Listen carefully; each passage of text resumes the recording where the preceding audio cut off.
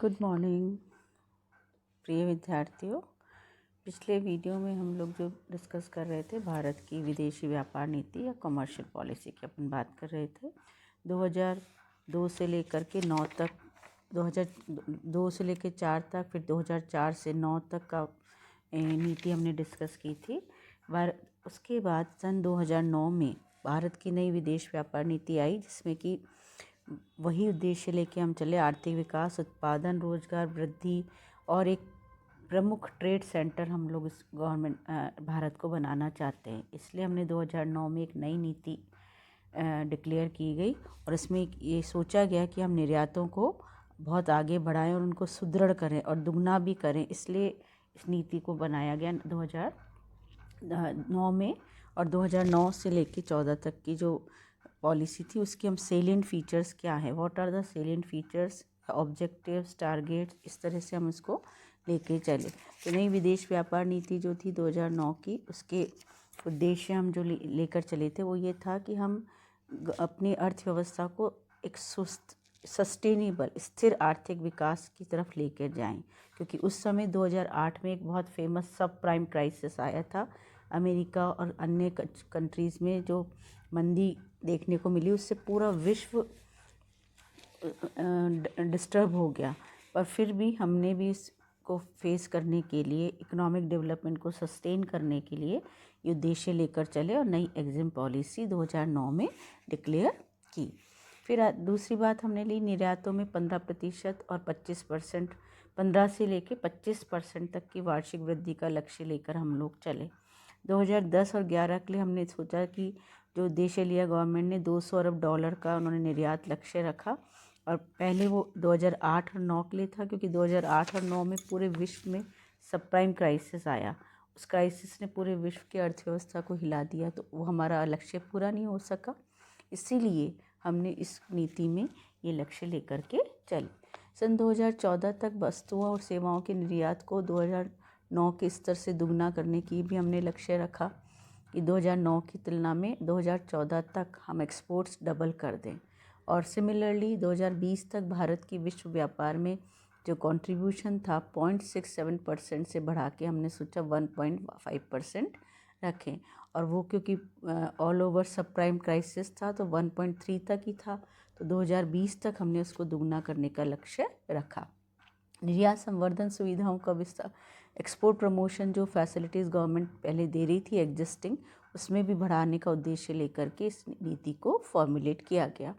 और 27 नए निर्यात बाज़ारों का विस्तार। 27 का मतलब है हमने जो ऑलरेडी हमारे जो पार्टनर हैं, अमेरिका है, ब्रिटेन है, फ्रांस, जर्मनी, पर उनकी साथ साथ जो लैटिन अमेरिकन कंट्रीज़ हैं, एशियन कंट्रीज़ हैं, अफ्रीकन कंट्रीज़ हैं, उनको भी हम इसमें इंक्लूड करें और छोटे देशों को भी, सराउंडिंग के जो देश हैं उनको भी शामिल करें। ये सोच करके 27 नए हमने एक्सपोर्ट हाउसेस ढूंढने की, एक्सपोर्ट मार्केट्स ढूंढने की भी इसमें उद्देश्य लेकर के चले। और एक्सपोर्ट बिजनेस में डाइवर्सिफाई करने की कोशिश की कि कई प्रकार के उत्पादों का निर्यात आयात बढ़ाएं और हम रेस्ट्रिक्शंस को कम करें। और इसके साथ ही टेक्नोलॉजी का जो डेवलपमेंट हम करना चाहते थे, वो एक एक्सपोर्ट इंपोर्ट पॉलिसी में भी हमने एक ऑब्जेक्टिव रखा। और साथ में एक ऑब्जेक्टिव लेकर चले कि हम इसकी जो सिंप्लीफिकेशन है वो सिंप्लीफिकेशन करेंगे कि जो प्रोसीजर्स हैं वो इतने जो जटिल हमारे शुरू से हैं, क्योंकि हम प्रोटेक्शन की नीति लेकर चलते थे, तो डिस्टर्बेंसेस या जो भी आ रहे हैं, लागतों को भी कम करें और जो ऑब्स्टिकल्स आते हैं इसमें उनको कम करके इसके जो प्रोसीजर हैं उनको हम सिंप्लीफाई करें। तो ये तो उद्देश्य थे। उसके साथ ही इसके जो फीचर्स हैं, जो प्रावधान हैं जो हमारे सामने थे, उसको वो क्या रहे, वो ये रहे कि हमने डेवलपमेंट ओरिएंटेड एक्सपोर्ट पॉलिसी बनाने की बात की थी कि हम, हमारा जो भी व्यापार है वो बढ़ता जाए, निर्यात व्यापार को हम कैसे इंक्रीज़ कर सके, ये हम उद्देश्य लेकर के चले। दूसरी बात है समग्र विकास करना। एक्सपोर्ट ट्रेड का समग्र का मतलब ओवरऑल रूप में हम लोग एक सस्टेनेबल और ओवरऑल डेवलपमेंट करने की कोशिश करी, वो उद्देश्य भी लेकर चले।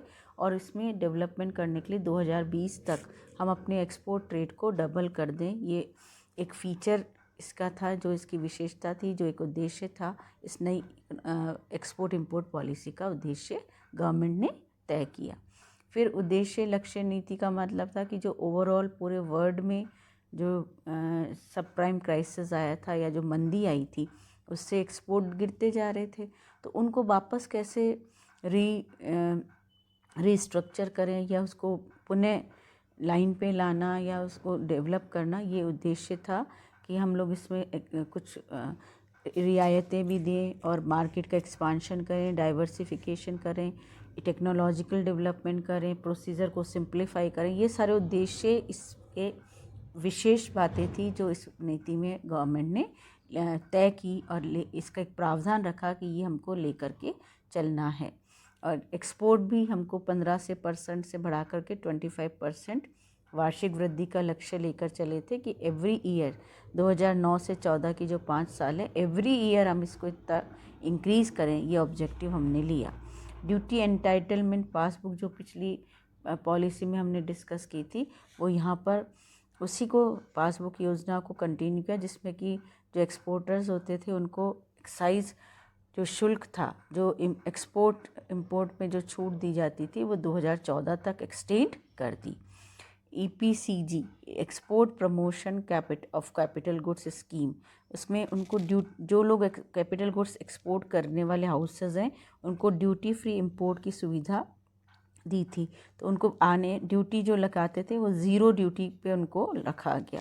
फोकस प्रोडक्ट स्कीम का मतलब जो हम लोग प्रोडक्ट स्कीम 1.2% से मोटिवेशन जो अपन देते थे उसको बढ़ा करके 3% दे दिया गया। यानी जो उनको सुविधाएं दी जाए, जो भी उनको फैसिलिटी या फाइनेंस की जो मोटिवेशन अमाउंट दिया जाता था वो 1.25 से बढ़ाकर 3% कर दिया। सिंगल विंडो स्कीम, जो क्योंकि एग्रीकल्चर प्रोडक्ट क्या होते हैं कि वो पेरिशेबल होते हैं, यानी नष्ट होने वाले होते हैं, तो उनकी सारे एक्सपोर्ट इंपोर्ट की व्यवस्था सिंगल विंडो स्कीम से की गई। फोकस मार्केट स्कीम, जैसे प्रोडक्ट को हमने फोकस किया वैसे ही मार्केट को भी फोकस करना, जैसे America, Latin America, Asian countries में एक्सपोर्ट इंक्रीज़ हो सके, और 83 कंट्रीज़ के अलावा 26 नए मार्केट ढूंढने की कोशिश की जिनको हम फोकस करें। मार्केट लिंक्ड फोकस प्रोडक्ट योजना, तो उसमें इन्होंने ये कहा कि मार्केट लिंक का मतलब, जैसे अपन ने कंट्रीज़ की बात की, वैसे एक ही कंट्री में और मार्केट भी हो सकते हैं, डिफरेंट डिस्ट्रिक्ट्स हो सकते हैं। तो 13 नए मार्केट इन्होंने ट्रेस किए जिनको कि हम इंक्रीज़ करना चाहते थे। सिमिलरली जो एक्सपोर्ट हाउसेस थे उनको इनकम टैक्स में भी छूट दी गई 31 दिसंबर 2011 तक। और फोकस मार्केट योजना इंसेंटिव्स जो थे 2.5% से बढ़ाकर 3% कर दिए। जो हम लोग मेड इन इंडिया एग्जीबिशंस लगाते हैं विदेशों में, तो इन्होंने कहा कि पर ईयर 6 जो एग्जीबिशंस लगाए जाए जिसके ब्रांड इंडिया को प्रमोट किया जाए, ये इन्होंने इसमें फीचर हमको देखने को मिला। फिर बात आती है निर्यातकों को डॉलर में उधार सुनिश्चित करना, यानी वाणिज्य सचिव और भारतीय बैंक संघ के अध्यक्ष की एक कमेटी बनाएगी जिन्होंने देखा कि कैसे हम जो अपने एक्सपोर्टर्स हैं उनको हम डॉलर के टर्म्स में हम उधार दे सकते हैं। निर्यातकों साख गारंटी योजना, इसमें जो एक्सपोर्टर्स हैं उनको बीमा कवर देना और 2% जो इंटरेस्ट है उसको सब्सिडी के रूप में उसमें दिया जाए, तो उनको एक प्रमोशन देने के लिए इंश्योरेंस और सब्सिडी इंटरेस्ट अमाउंट की देनी, जो क्योंकि वो लोन लेते हैं उस लोन पे उनको इंटरेस्ट देना पड़ता है, तो जो 2% का इंटरेस्ट है उसका हमने सब्सिडी देने की योजना बनाई। व्यापार सुधार निदेशालय की स्थापना की गई और प्रदर्शनियों में स्वयं द्वारा माल ले जाने की सीमा $20 लाख से बढ़ाकर के $50 लाख कर दी, यानी एक्सपोर्टर्स अपना खुद ही माल बाहर ले जाएं एग्जीबिशंस में, इसकी सीमा इन्होंने $50 लाख करने से निर्यातों में इंक्रीज़ होगा, ये सोच करके ये एक ऑब्जेक्टिव और रखा गया। निर्यात के लिए शुल्क मुल्क सैंपल की संख्या 15 से बढ़ा करके 50 कर दी गई, क्योंकि जो सैंपल इनको देने पड़ते हैं विदेशों में उस पर यदि शुल्क लगाएंगे तो वो सैंपल ले जाना मुश्किल होगा। तो एक्सपोर्टर्स को ये फैसिलिटीज़ दी गई कि उनको 15 से बढ़ा करके 50 तक के सैंपल ले जा सकते हैं जिन पे भी गवर्नमेंट ड्यूटी फ्री करेगी। और संवर्धन दौरे के लिए माल ले जाने की सीमा भी बढ़ा दी गई। जो एक्सपोर्ट हाउसेस के लिए माल भेजा जाएगा उसकी सीमा इन्होंने बढ़ा करके 1 लाख से 10 लाख डॉलर कर दी। Reduction in export transaction cost, ये एफर्ट किया जाना है कि एक्सपोर्ट जो प्रमोशन अपन कर रहे हैं उसको लाइसेंस फीस से मुक्त किया जाए। मैनुअल प्रार्थना पत्रों पर 1.5 लाख से घटा करके लाइसेंस की फ़ीस को 1 लाख कर दिया गया और इलेक्ट्रॉनिक्स पे 75,000 से घटाकर 50,000 कर दिया गया।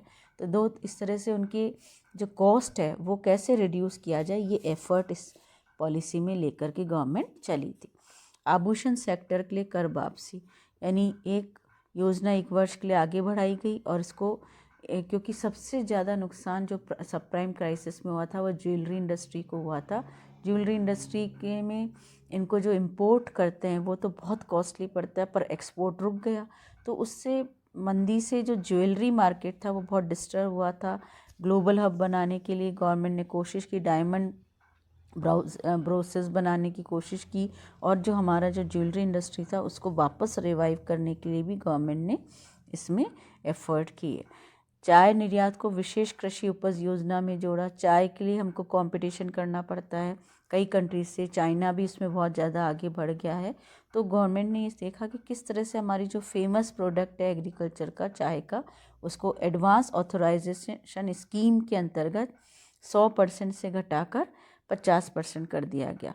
ड्यूटी स्क्रिप का इनको बेनिफिट दिया गया और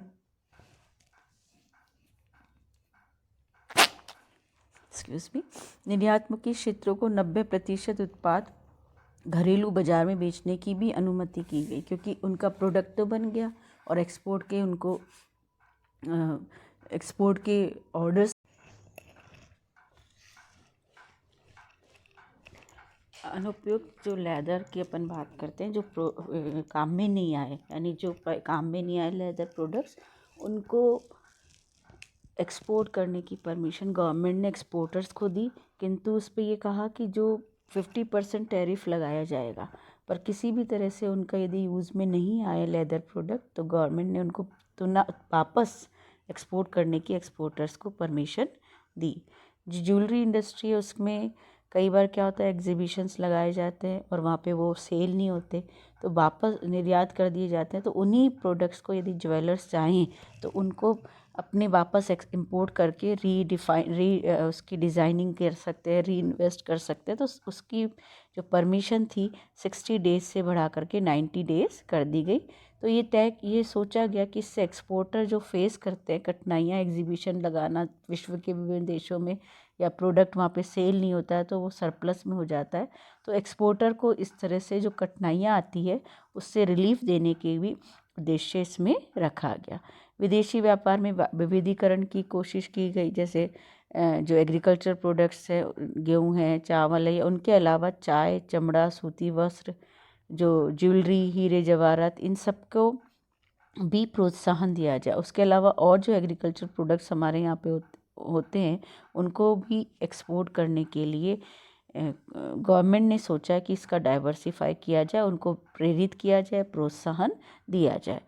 मार्केट फोकस में हमने पहले बात की थी कि 26 नए बाज़ार को एक्सपांशन करना चाह रहे थे, तो उसमें हमने अफ्रीकन देश, लैटिन अमेरिकन देश, एशियन कंट्री, उनको जोड़ने की एक प्रोविज़न लेके चलें जिससे कि हमारा मार्केट एक्सपैंड हो, हम डिपेंड नहीं हो। जैसे सब प्राइम क्राइसिस में अमेरिकन इकोनॉमी बहुत फॉल हुआ था, ब्रिटेन, जर्मनी, फ्रांस, जो बड़े इंडस्ट्रियल डेवलप्ड कंट्रीज़ हैं उनमें नहीं एक्सपोर्ट हो पाया।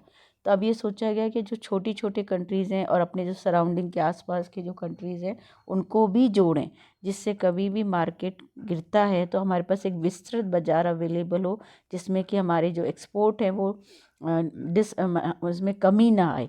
बाज़ार जितना एक्सपेंड होगा उतना ही एक्सपोर्ट ट्रेड को फ़ायदा मिलेगा। और उसके अलावा 13 नए बाज़ार market linked focus product scheme में हमने जोड़ने की बात की। निर्यात आयात व्यापार प्रक्रियाओं का सरलीकरण, ये हम शुरू से पढ़ रहे हैं, लिबरलाइजेशन के दौर में 1991 से ये चल रहा है कि सिंप्लीफाई करें प्रोसेस को, क्योंकि जो एक्सपोर्टर होते हैं, इम्पोर्टर होते हैं, वो उनको इतनी ज़्यादा जटिल प्रक्रिया से गुजरना पड़ता है कि प्रोत्साहन नहीं मिलता बल्कि डिसहार्टन होते हैं। और कमी इतनी ज़्यादा फॉर्मेलिटीज़ हमारे यहाँ पे होती थी कि उसमें समय बहुत लगता था। तो अब धीरे धीरे ये एक फोकस किया जा रहा है कि हम प्रोसेस को सिंप्लीफाई करें, जिससे निर्यात सौदा लागतों में कमी आए, लाइसेंस फीस में कमी करें, जो फॉर्मेलिटीज़ हैं वो कम होगा तो समय बचेगा, और समय बचेगा तो हमारी लागतों में कमी होगी। तो जो हिंडरेंसेस हैं, जो बाधाएं हैं, उन बाधाओं को दूर करने के लिए एक नया निदेशालय स्थापित भी किया जाए और प्रोसेस को सिंप्लीफाई किया जाए, जिससे कि एक्सपोर्टर्स और इम्पोर्टर्स हैं उनको इसमें फ़ायदा मिले और हमारे एक्सपोर्ट इम्पोर्ट ट्रेड को एक नई दिशा मिले। तो ये हमारी 2009 से लेकर 14 तक की नीति की विशेषताएं थी।